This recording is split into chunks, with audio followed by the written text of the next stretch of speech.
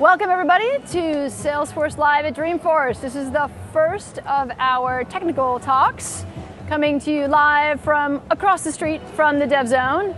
And one of the things we're doing this year in the DevZone is that we have invited some luminary speakers to come and talk about bigger topics, not just Apex code and formula fields, but what's going on around us in the tech industry. And so I'm excited to invite three of those guests to come and talk with us today, and I want to hear about what they're working on and what they're going to be talking about in the DevZone. For those of you who are watching at home who were not able to make it to Dreamforce, we wanted to share a little bit of what we're doing this year. So I'd like to just have each of the guests introduce themselves after I remember to introduce myself. I'm Mary Scott, and I'm a developer evangelist at Salesforce. So let's just everybody introduce yourself, please.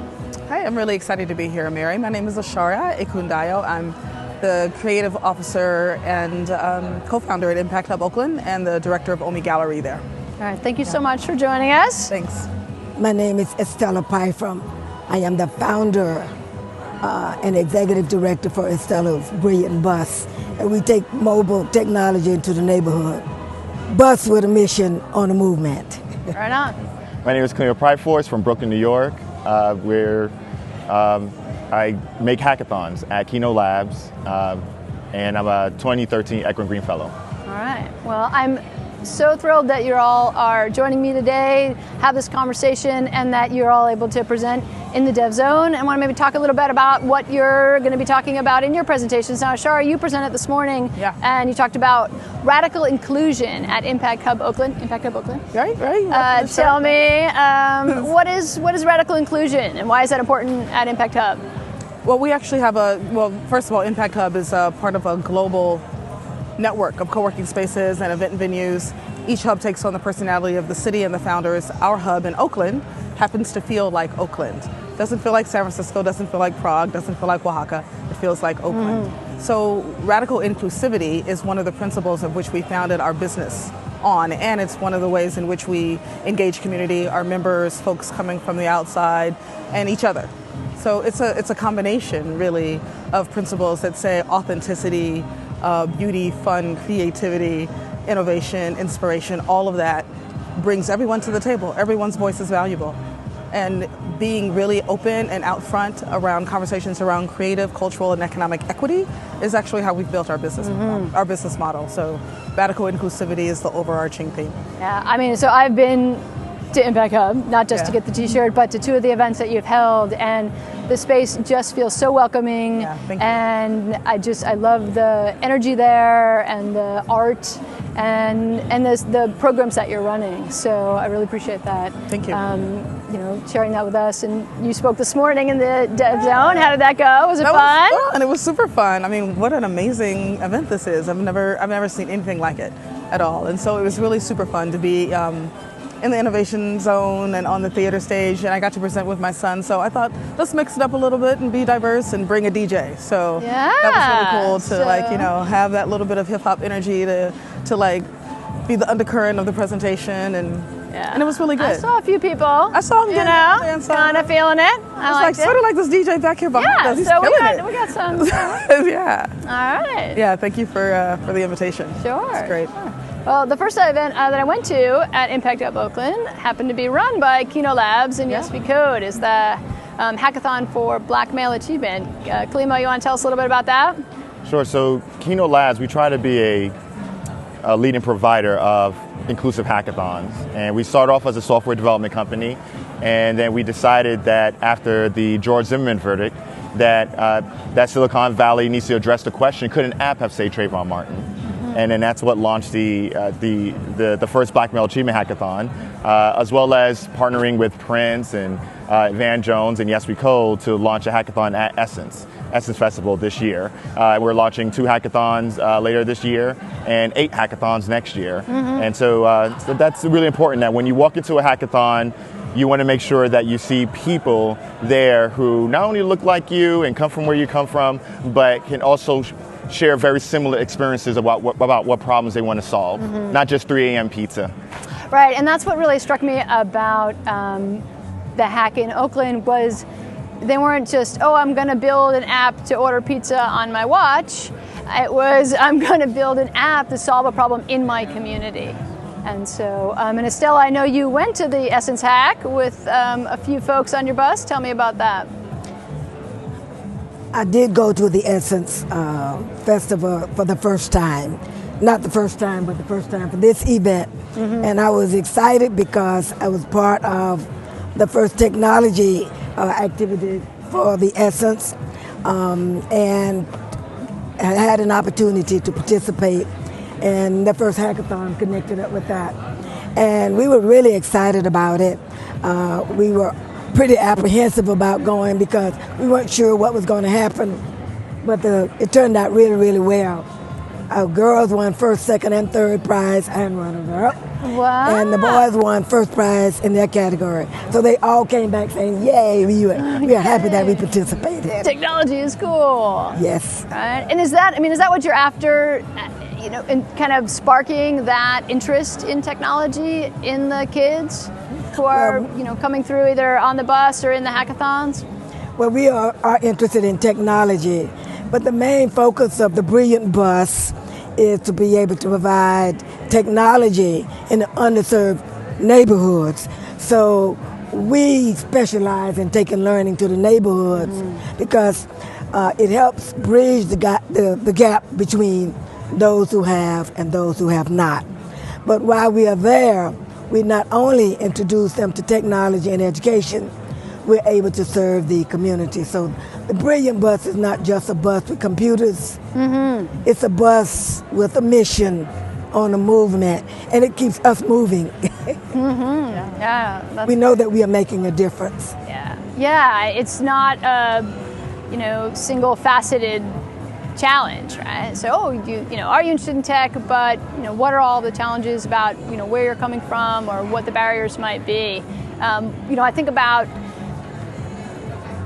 having these presentations in the DevZone. Usually, our presentations, code. There's no code, no presentation. So, well, why are we talking about diversity and tech here in the DevZone this year? And it's because we have this amazing admin and developer community who's already working in their own, developer groups or user groups in their communities, and a lot of them are doing good within the community. And I'd love to activate them all and say, hey, here's some things that you can get involved in. So if there's one thing that our listeners could do, what would you suggest, or what's the most powerful way that they can make an impact?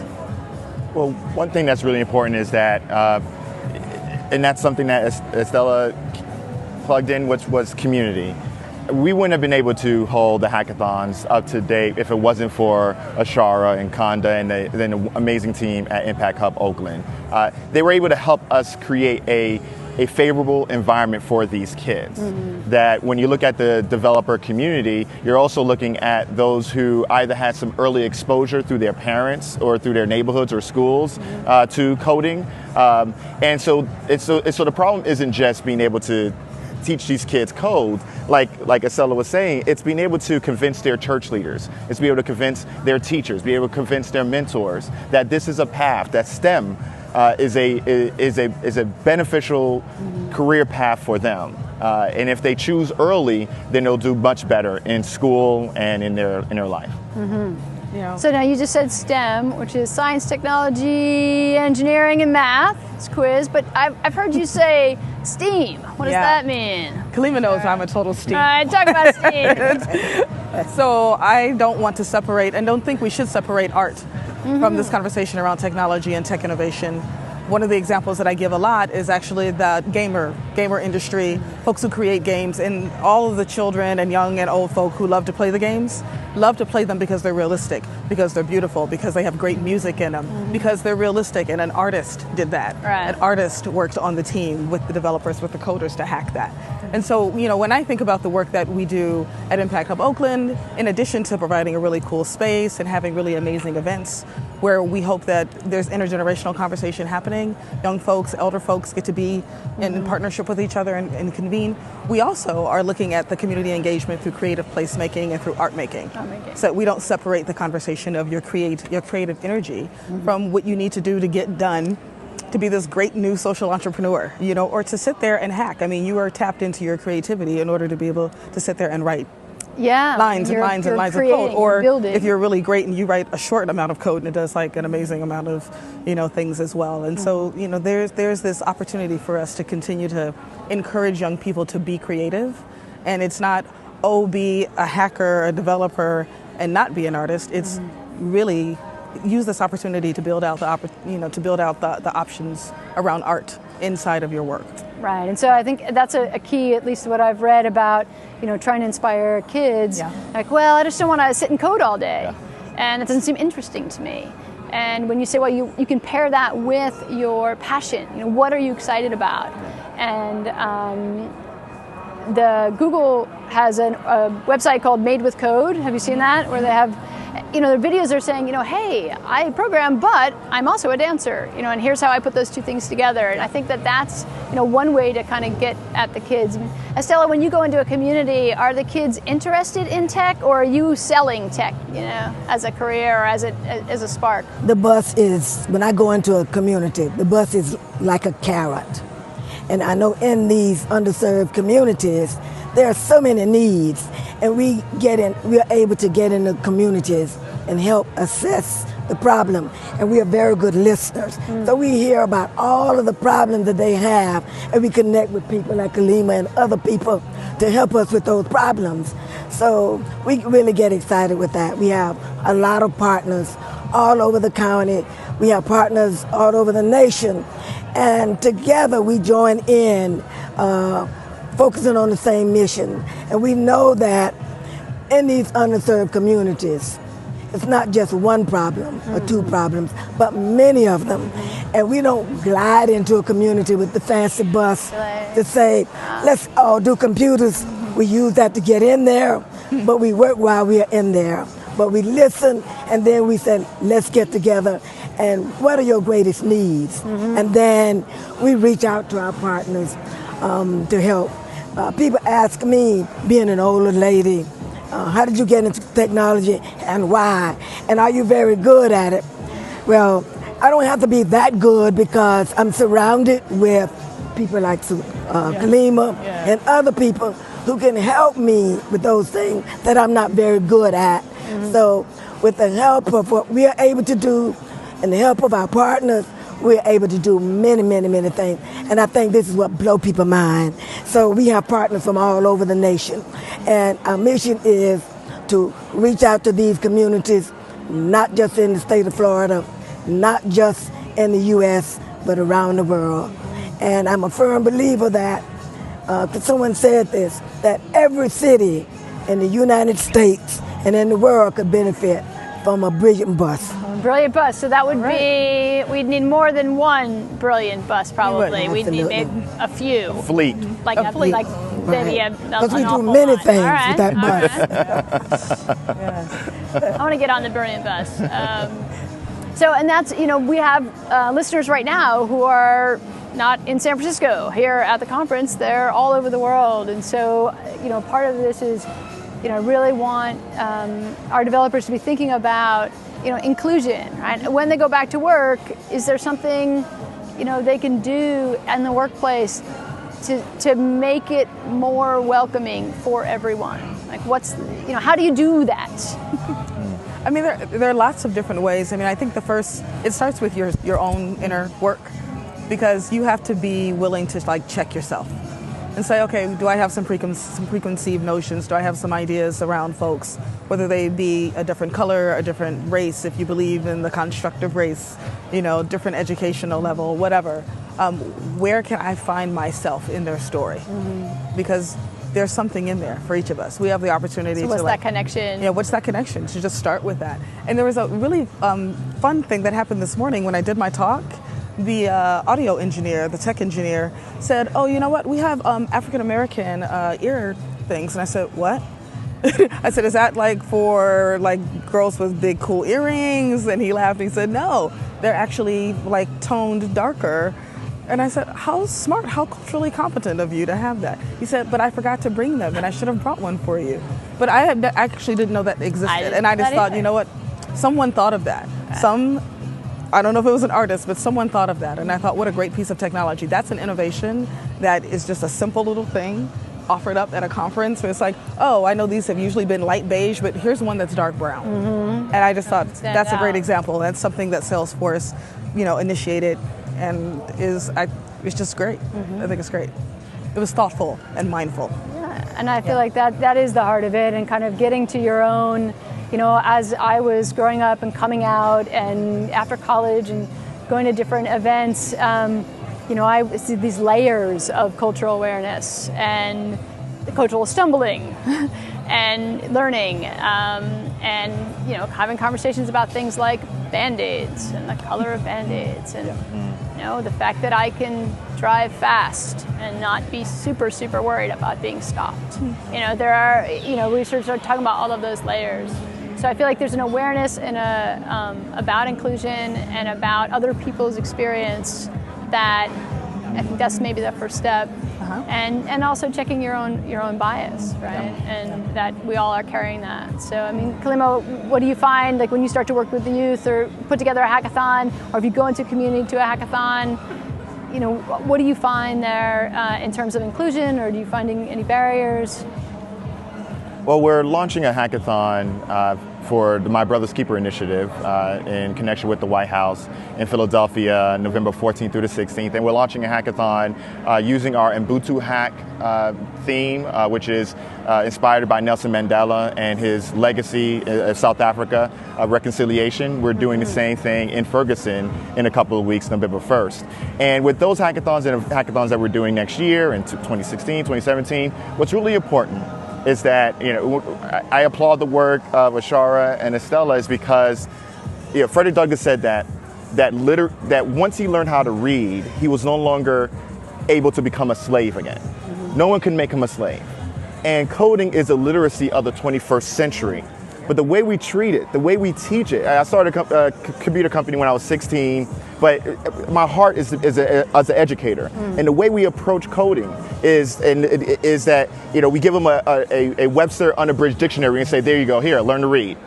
And I believe that with the work that they're doing, the work that many are doing in this space of tech inclusion, is to be able to break it down, to actually form a curriculum, form a culturally relevant curriculum that works for these communities. And I think that anywhere you go, and whoever's listening, whoever's watching, wherever you're at, do that. Find a way to be able to break down these really difficult concepts and make it accessible for these young people. That's inclusion. Okay. Estella, what kind of curriculum do you have on Estella's Brilliant Bus that draws the kids in? Well, first I want to say before we leave the coding part is that when I first heard about the coding, I was introduced by James Hines, and I said, what is a hackathon? What is coding? And then he went on to tell me that it was when they attack a problem and then find a solution to it, and they get together and build this app to address that. So I said, that sounds very exciting. But one of the things that excite me about this project that I'm doing is that we're able to, when you're the type of person where people just gravitate to you and you have something to offer, that's exciting. And then when you listen and find out what the problems are and know that you got something that you can offer, that's exciting.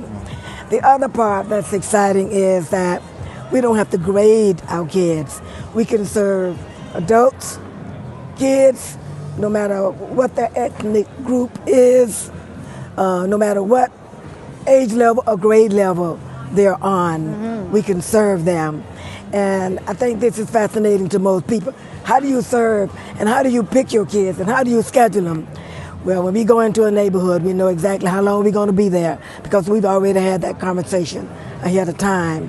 So we know how long we're going to be there, what we're going to do when we go there, and basically who we are going to see. We don't care if they're 3-year-olds or up. We can make it work for all. And that's exciting to us and unbelievable for most people. Another thing that's exciting to us is that with one bus, we need a fleet of them. But we can only be in one place at one time. But we have a phenomenal homebound program where we reach hundreds of kids in a home as long as they have internet or a tablet or something. But the benefit of having partners is that We partner with the communication company to help us, those who cannot afford internet. We partner with another company to help us provide computers if they don't have it. So we are reaching out to people who can provide computers and other types of technology devices, whatever, so that we can just reach the world in a short period of time. That sounds like a good plan. So, well, we're getting the let's wrap it up cue. So, I just want to see if there's any last thoughts you wanted to share with our awesome admin and developer community. Just the need for collaboration. Open collaboration with your most authentic self is really important. It provides us the opportunity to learn from each other, to provide space for each other, place, space, and people. It's important, and to expand what we think our partners might look like, because there might not be a bus yet in Oakland, but what there is a space where the bus can pull up to, and we can invite even more kids to come and do a workshop that day or a hackathon that weekend, and they can get back on the bus and go back to their community and invite their friends to come. Okay. What's exciting is that in order to start, you don't have to have a bus. The bus will come later because the concept is there, the connection is there. And as long as there are great people like you guys, we can connect and we can get the wheels on the bus rolling at any point. We're going to sing. Are we going to sing the wheels on the bus? Is that what's going to happen? Oh. Wait. Oh, see, Kalima, do you have any last thoughts you want to share? Just a snippet of my presentation tomorrow is that we're in a golden age of tech inclusion heroes, as you can see. And Van Jones and the Yes We Code initiative, us heroes need to have a headquarters. And they've been doing a great job expanding the conversation that we're having in Silicon Valley, in Oakland, in Florida, in New Orleans, everywhere, globally, about the importance of making sure that the folks who we could hire, who have the skills, they could be right next door. They can be right there. Well, you three are heroes to me, and I'm excited that I had a chance to share your stories with our developer community. And I thank everybody for watching, and hope to see all of you here at Dreamforce next year in the DevZone.